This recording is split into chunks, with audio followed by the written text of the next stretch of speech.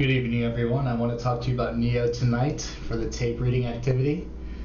Before I start rolling the tape, I wanted to talk to you all about a few general things.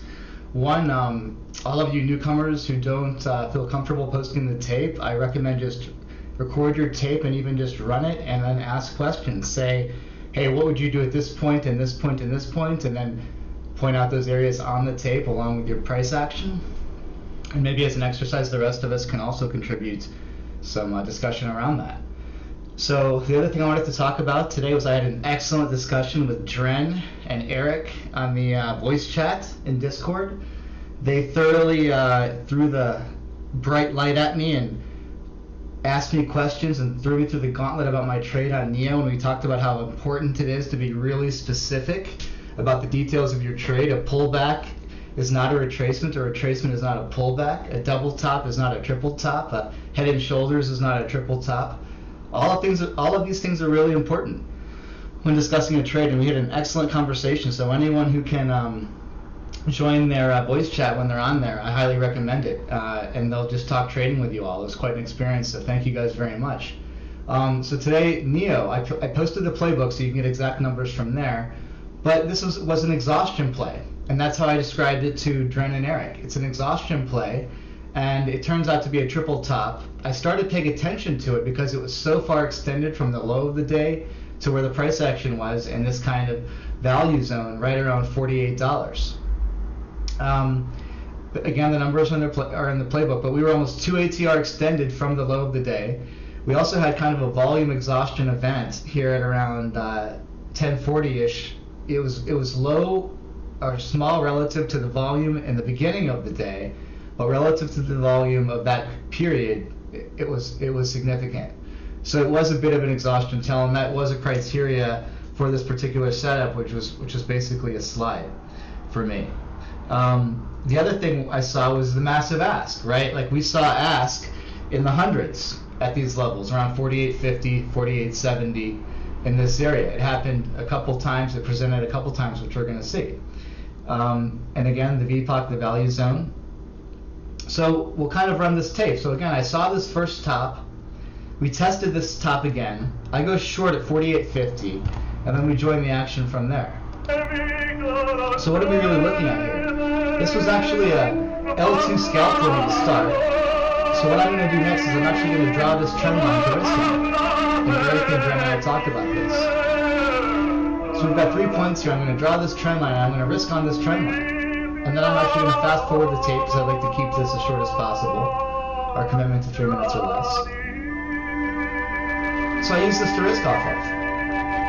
So what we're going to see here is the price action goes in my favor. I save one partial. I'm basically partialing in these stacked bids right here. But then I decide, we're going to fast forward a little bit. But then I decide I actually short this big ask. Right there. There's an ask that presented at 15, and it kept presenting, even after I went short. Right? So I short that as a held offer, in my opinion, at 15 cents. And again, we're not going to get it right every time. This is our interpretation, and this isn't supposed to be easy. So I'm short here again. We're going to fast forward for brevity. I take partials. I'm not using to exit again. I'm taking partials and covering at these stacked bids because I'm just trying to L2 scalp this thing with tight risk. I'm all out, and it goes in my favor. At this point, my mindset actually changes in the trade, and I go from L2 scalp mindset to trend mindset because this thing is so far extended. We've tested that 48.70 area-ish kind of twice now. I've gone short. We've got a great trend line to risk off of.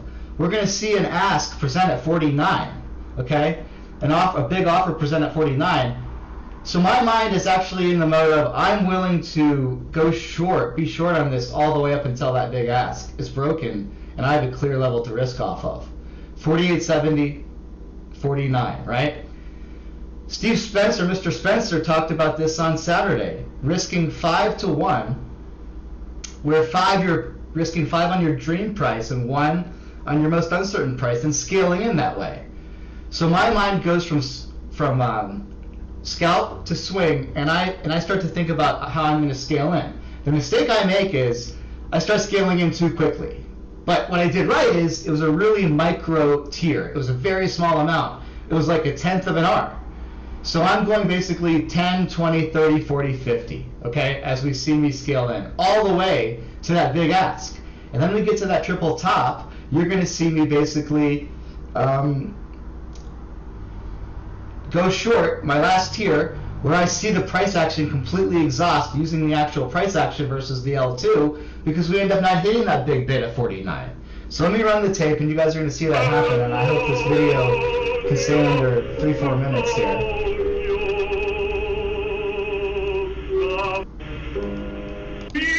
There we go. So there's the first tier I'm in. I should have just hit out here, but I'm trying to play this tier system that we talked about on Saturday. I'm trying to give it a shot.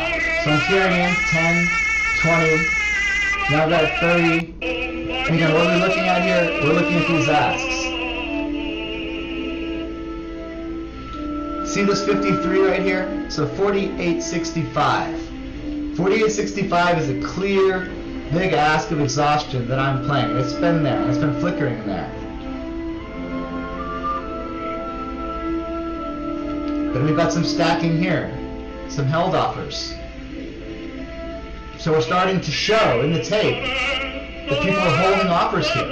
Things aren't as clean in terms of the buyers being in control. Oh, I'm sorry, the sellers being in control. The buyers are more in control and the offers are being held here. And then we see this 53, and then we see, again, 131 at 49, okay? The 53 at 48.65. So fast forward for brevity. Again, I could have hit out, but we're trying to give Steve's tiering thing a shot, and I think it's a great approach. I just need to get my stop range better defined.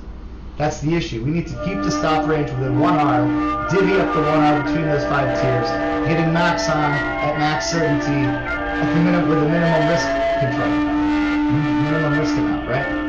So I think we're actually good from here. Let me fast forward. Yeah, we are. So we hit the lower low. And then I know I'm good from there. And we'll kind of keep fast forwarding so you guys can see. I partial at the bottom of these ranges, again on these bid stacks that you see here. Whenever it gets thicker here, right? And on these pullbacks, I'm partial. So I make a mistake. I should be adding on these pullbacks short, right? Like I should be doing what I did before. Like I should be shorting 48.50, right? Or looking to. I should be shorting these pullbacks. But I partial. I could have shorted perfectly right there. Had I had a limit order, I would have been prepared. Could have shorted those pullbacks. But again, that's all right. Again, short the pullback, missed that opportunity.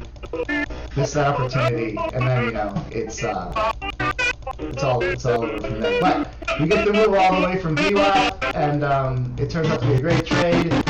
I could find